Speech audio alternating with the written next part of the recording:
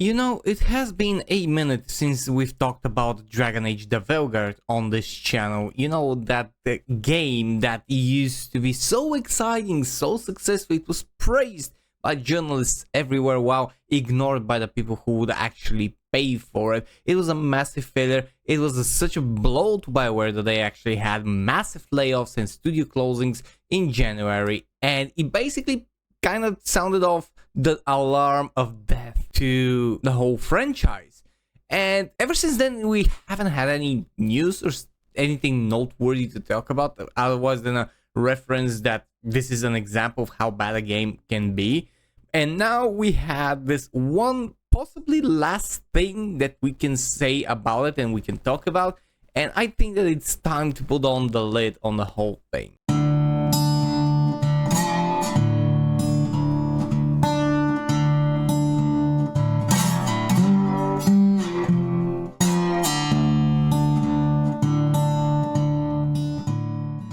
Greetings, ladies and gents, my name is Hilzo, the bearded Balkan Blabbermouth, and I am discussing, and today we're going to be looking at a very interesting article from Kotaku, which is a website, as you know, that doesn't really spark any confidence when you read through the articles. But this one actually was very interesting to me, and we're gonna go through it because I think that nobody can ignore when a massive woke cultist failure is exactly that. So the article from Kotaku is titled "Dragon Age Day Comes and Goes in Complete Silence, just 1 year after Veilguard." Oh yeah, by the way, December the 4th was apparently Dragon Age Day and nobody gave a flying fuck about it, and for a good reason. December 4th is the Dragon Age Day, the unofficial day fans of BioWare's fantasy RPG anthology celebrate the series, well, the few hundred that are left, at least.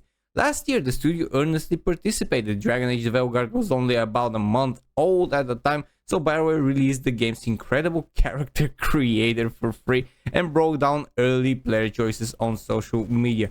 Yeah, incredible character creator, sure. Yeah, it was so incredible with the top scars and everything, and with the lack of any femininity and any actual diversity, true diversity we're talking about, of the form. Only you had to make them everyone as ugly as possible. Yeah, it was incredibly versatile as to how ugly can it be. This year, there wasn't a peep from the studio on the matter, not even a single mention of the franchise that once was best game at the Game Awards.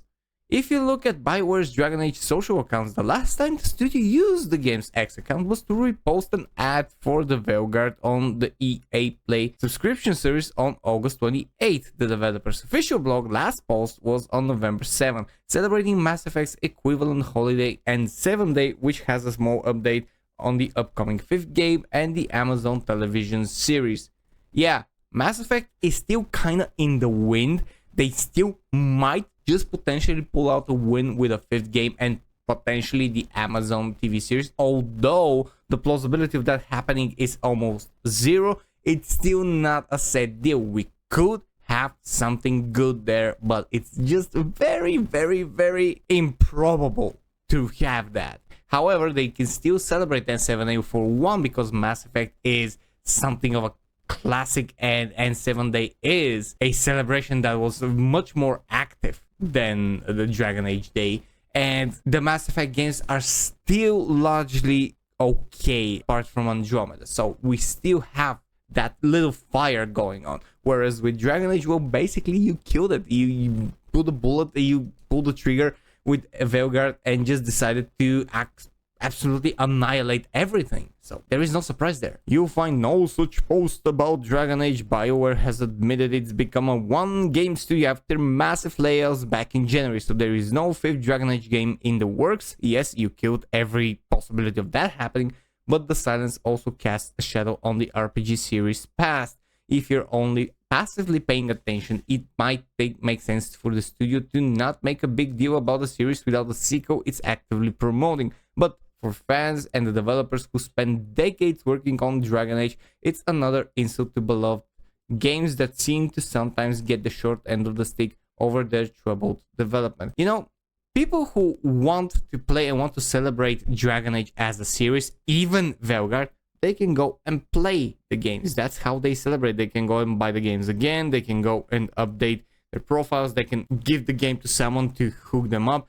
And they can spend hours upon hours playing the actual games. That's how they can celebrate. This celebration day is more of a when you have something to look forward to and to know that the franchise is still alive. And yes, Veilguard, the ultimate insult to that franchise, killed the franchise. So you don't have to spin around and say that someone vaguely is at fault or is it insulting, because the only insult here was from Veilguard and its development and everything that it was. And what it was basically a propaganda piece with a very, very thin clothing on top of it that resembled gaming. Skipping over just a little bit more, after the game didn't reach internal projections out of the gate, EA downsized BioWare and has focused on the company exclusively on Mass Effect, and implied that the Veilguard may have reached a broader audience if it had stayed a live service game no one asked for. It might have reached a broader audience if it was an actual game, and if it didn't have all this trans woke bullshit inserted into it and making the player do bars for misgendering someone in a fantasy game. Yeah, that is probably for me one of the things that might have helped the game reach a broader audience and actually reach an audience of gamers and not activists who do not buy games. They only cry about the games and what the games are, but they never support the games financially. They never do. A very, very active vocal group that never actually goes and buys the games that they themselves wanted to have. On that note, let's talk about the projections that they say. And yes, Dragon Age the Veilguard was a massive failure. And what you're seeing here is the maximum spread out chart from November 2024 to now as to how the game was succeeding. The all-time peak is 89,000 players, which for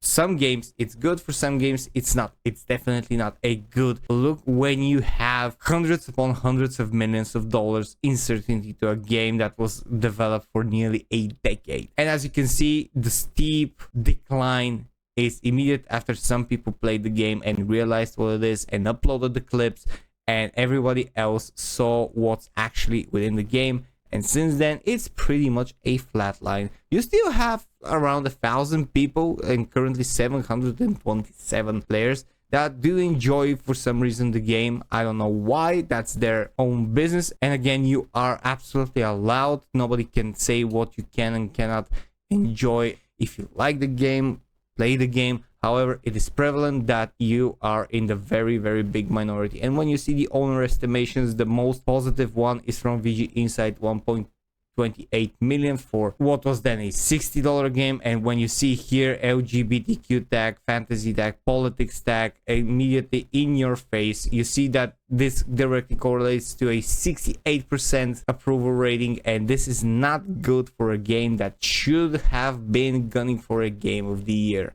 And it's no reason that they're ignored. Nobody wants to bring attention to this absolute failure of a game, a franchise killer anymore. They don't want to acknowledge it. If they could, they would have erased it and would have scrubbed off their name out of it, especially Electronic Arts. They would have said, nope, that's not made by us. That was made by a rogue group and it had nothing to do with us. But they cannot because everything is in the books. But they did scrub the studio. They did make massive layoffs. They did try to downsize everything, and they were very actively trying to save up as much money as possible from this gigantic failure. Now, whether or not this has massively impacted EA, no, it hasn't, because it's just too big for something like this to impact it in such a way. But it has shown them that they are not untouchable. They're not someone who can continue to carelessly throw away money to some studios and not have an excessive control and have just propaganda people tell other people what to do. You don't have that, and you cannot afford to have that, because while this is one financial failure, when you have 10 more, then it's going to be felt a little bit more deeply, and eventually it's going to be too big of a wound to close just like that. And it's very sad, because if this tendency continues, we're going to have the end of N7 Day, because the next Mass Effect might just be the ultimate failure.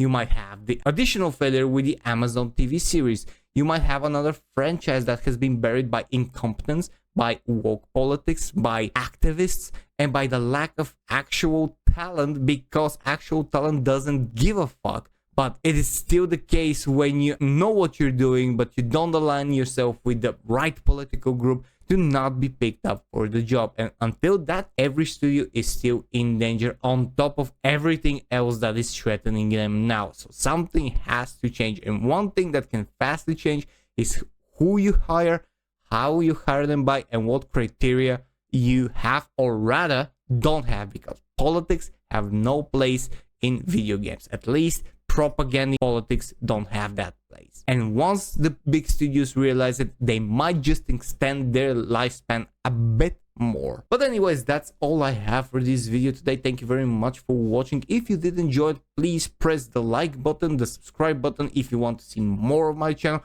and the join button if you want to help the channel and homeless animals and animals in shelters. This is what the channel is about, and this is what we do here. So I thank you again for watching the video. My name is Helzo, this was DiscussThing, and I'll see you guys in the next video. Cheers and stay fresh.